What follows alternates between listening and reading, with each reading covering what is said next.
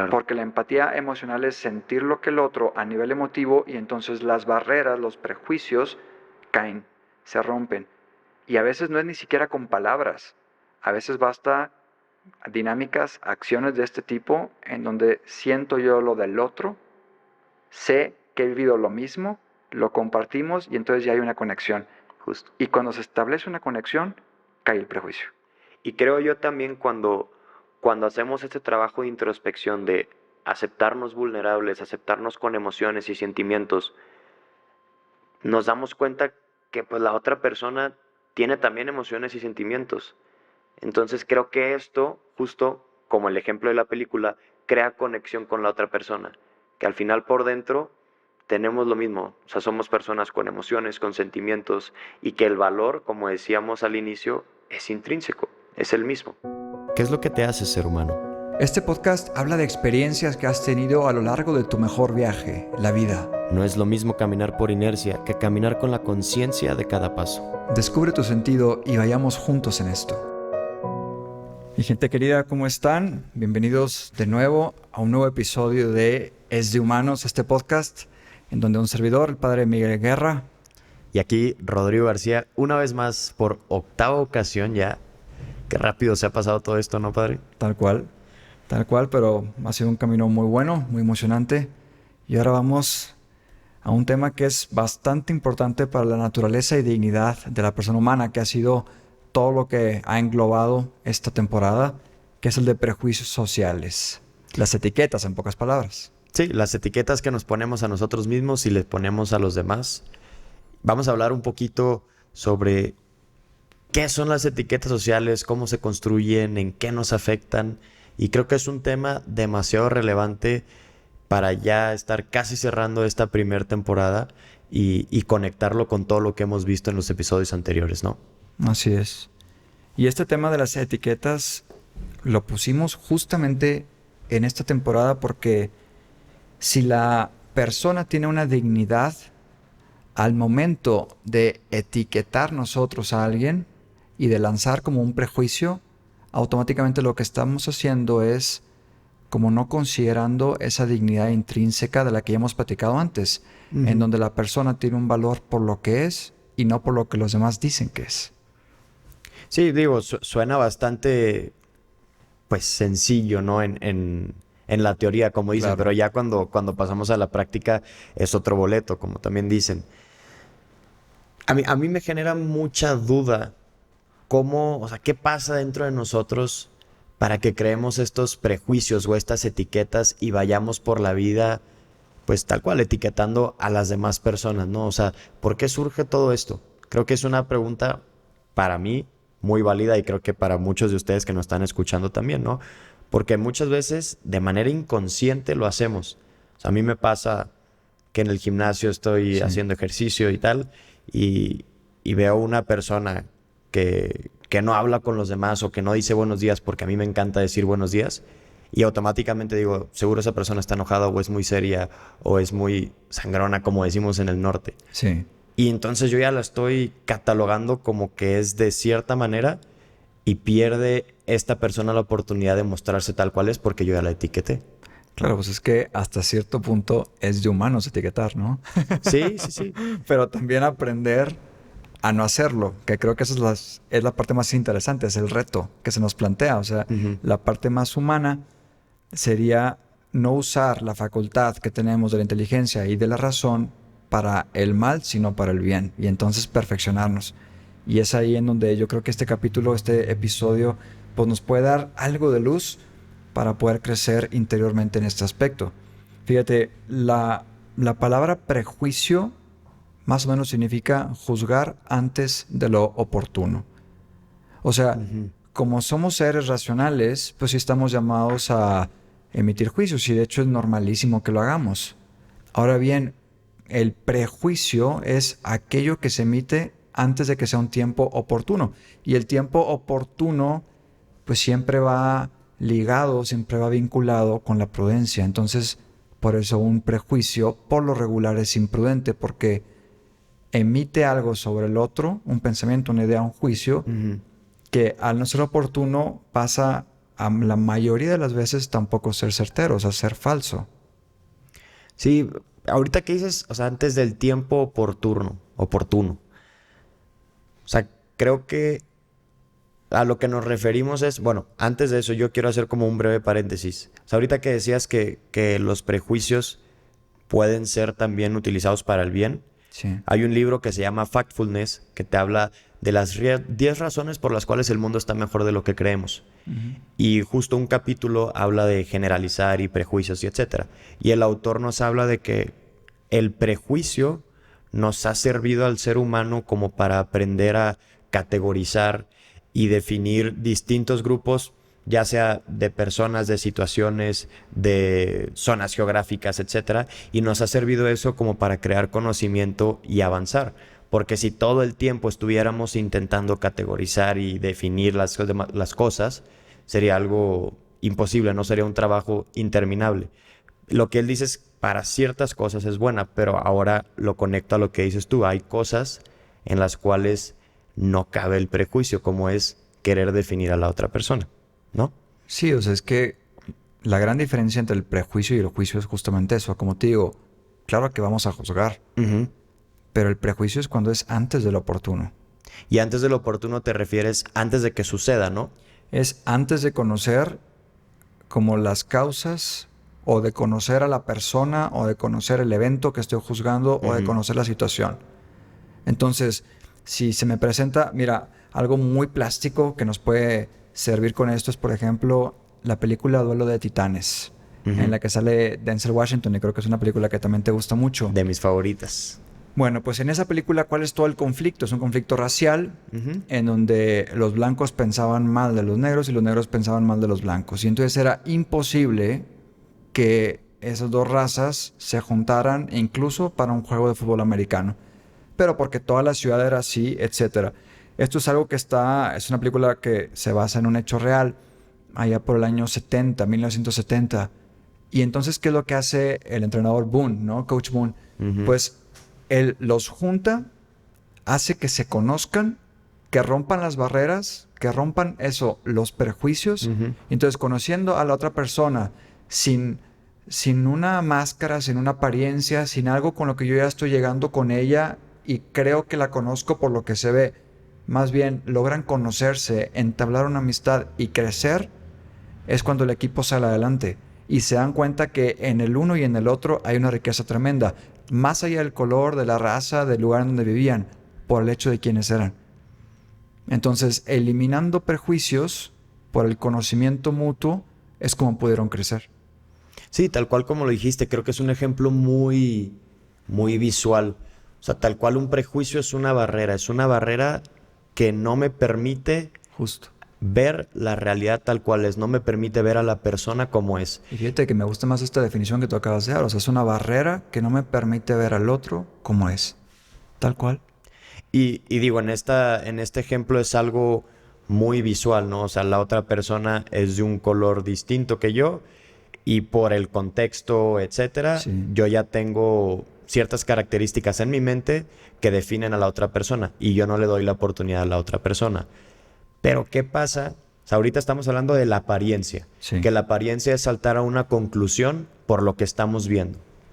Pero ¿qué pasa cuando, por ejemplo, yo cometo una falta, un acto, digo una mentira o tengo un comportamiento inadecuado o malo, si lo queremos ver así, Sí.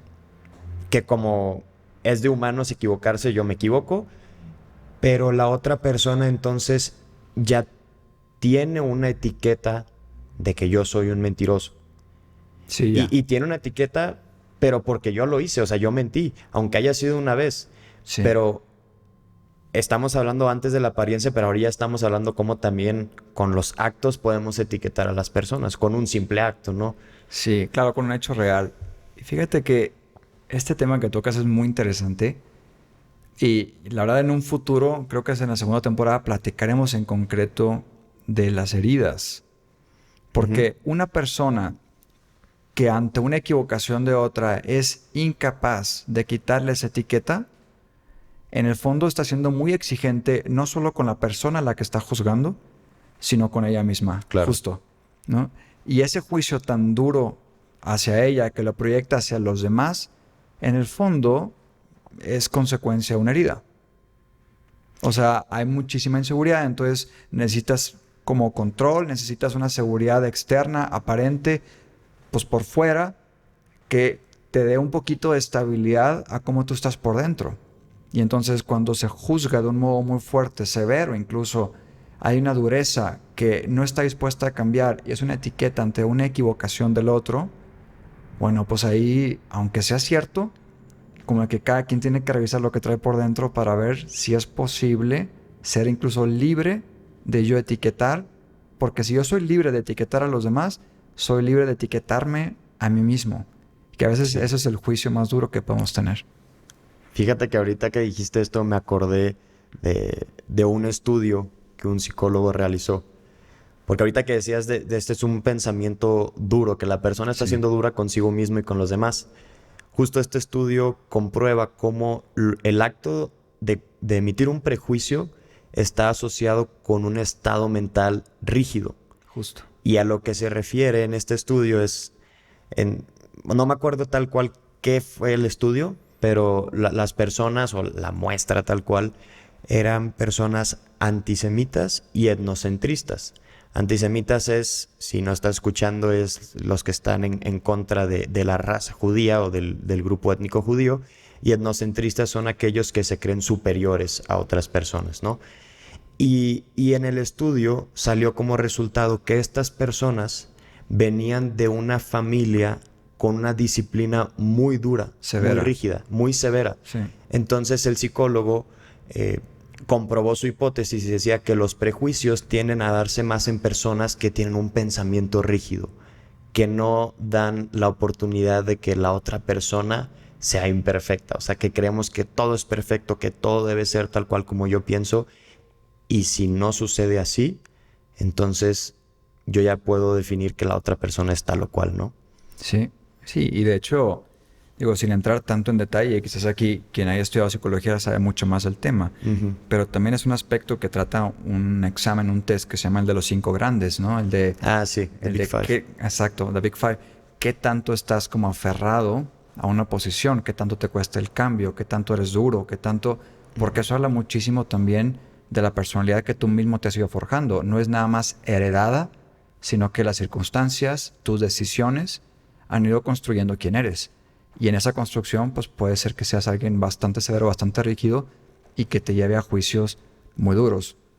Fíjate, pasando a otra película, no sé si te acuerdas de ella, se llama Escritores de la Libertad, Freedom Writers. Y Sí. el caso es que es una maestra en Estados Unidos, y es un caso real también, que se encuentra en un salón de clase totalmente dividido. Porque había pandilleros, había gente buena, había gente de clase media, etc. Entonces, como que no había una unidad en el salón y ella no sabe cómo poder hacerle para que las etiquetas, para que los prejuicios entre unos y otros se vayan rompiendo y que entonces ella logre al menos dar clases. Y esto era dentro del ambiente de un salón de preparatoria. Y entonces ella hace un experimento muy interesante porque separa en dos a los alumnos, así de modo indistinto, y pone en el suelo como un tape, una cinta muy grande que divide un lado del otro. Y entonces ella empieza a hacer preguntas. Y por ejemplo dice, bueno, ¿quién de ustedes vino a clases el día de hoy forzadamente? Que dé un paso al frente. Y entonces hay varios que dan un paso al frente y como que se encuentran ambos lados en el centro de la cinta. Y luego dice, regresen a sus lugares. Y empieza así con una serie de preguntas que al inicio son medio superficiales y poco a poco va bajando y va tocando temas más importantes hasta que llega una pregunta en donde dice, ¿quién de ustedes tiene amigos que han muerto a mano de las pandillas? Y entonces pues todos pasan al frente, a la línea. Y ella se queda muy asombrada y dice, 2 amigos que han muerto por las pandillas. Entonces algunos regresan y otros se quedan ahí. 3 amigos, algunos se quedan ahí y más regresan. 4 o más. Y entonces se quedan ahí también varios sobre la cinta. Y ella les dice, voltéense a ver y miren quiénes son. Digan los nombres de sus amigos y le damos a rendir honor. Y entonces ellos dicen los nombres de los amigos para rendirles el homenaje. Ujú. Y cuando se voltean a ver, se dan cuenta que ellos mismos no eran conocidos. Pero esa acción que hizo la maestra, esa dinámica dentro del salón, lo que hizo fue romper barreras del uno con el otro. O sea, no es de que a mí sí me han matado más amigos y a ti no, y entonces somos diferentes y tú no vives en mi barrio y tú eres de pandilla y yo no. Y a esta dinámica que la maestra hizo se le llama, dentro del lenguaje de la inteligencia emocional, empatía emocional. Claro. Porque la empatía emocional es sentir lo que el otro a nivel emotivo, y entonces las barreras, los prejuicios caen, se rompen. Y a veces no es ni siquiera con palabras. A veces basta dinámicas, acciones de este tipo, en donde siento yo lo del otro, sé que he vivido lo mismo, lo compartimos y entonces ya hay una conexión. Justo. Y cuando se establece una conexión, cae el prejuicio. Claro, me gusta mucho este término que estamos poniendo de barreras, ¿no? Sí. Y ahorita que mencionabas tú esto de tener una conexión emocional con la otra persona. Actualmente estoy leyendo un libro que se llama The Book of Joy. Y es de un judío, un cristiano y el Dalai Lama. Okay. Y cómo a través de distintas religiones, culturas y backgrounds se puede llegar a un común acuerdo, y hablan de distintas cosas, ¿no? Pero una de las cosas de las que hablan y por la cual la quiero traer aquí hoy es el Dalai Lama argumenta que si yo, pongamos un ejemplo, yo, Rodrigo, me relaciono contigo, padre, como un profesional que trabaja en Procter, que viene de Monterrey y que no sé qué, pues estoy estableciendo cosas que sí, que me definen, Sí. pero me estoy diferenciando de ti.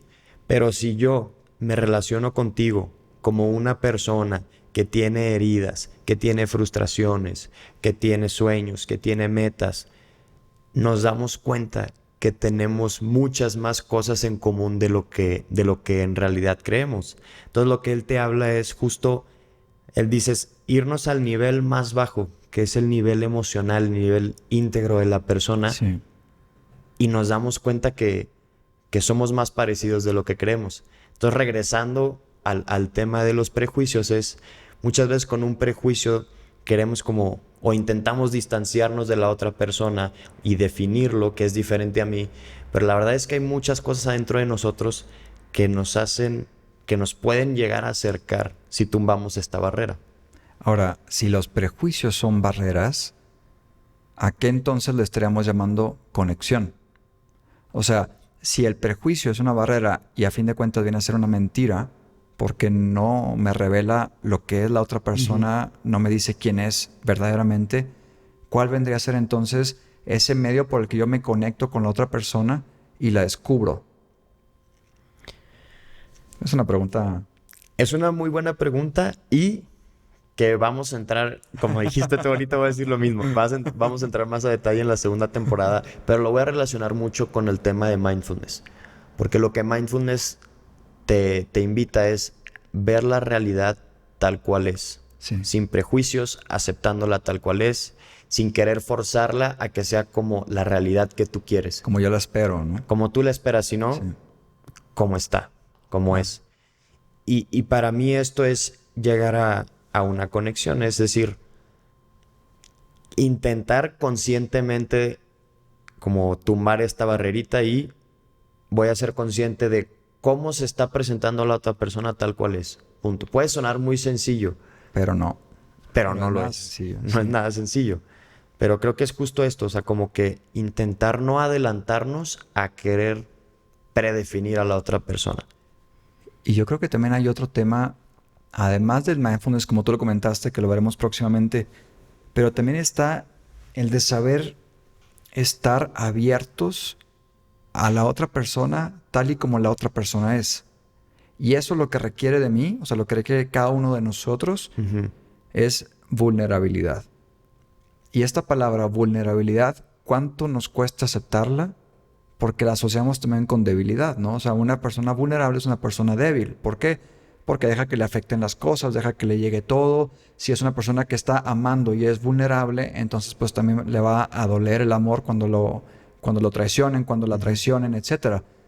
Pero vulnerabilidad, más que asociarla a debilidad, yo la asociaría a fortaleza.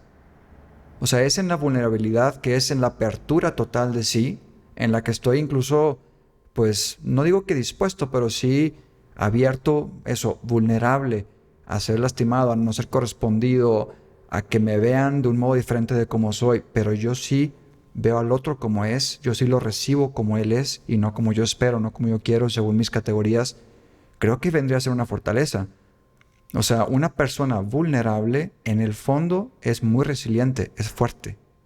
Sí, y es que yo creo que como sociedad hemos caído también, bueno, desde chicos, ¿no? O sea, algo muy sencillo, nos dicen no llores, no, etcétera, que ya lo hablamos Sí. en episodios pasados.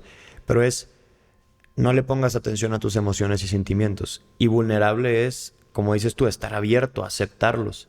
Y creo yo también cuando hacemos este trabajo de introspección de aceptarnos vulnerables, aceptarnos con emociones y sentimientos, nos damos cuenta que pues la otra persona tiene también emociones y sentimientos.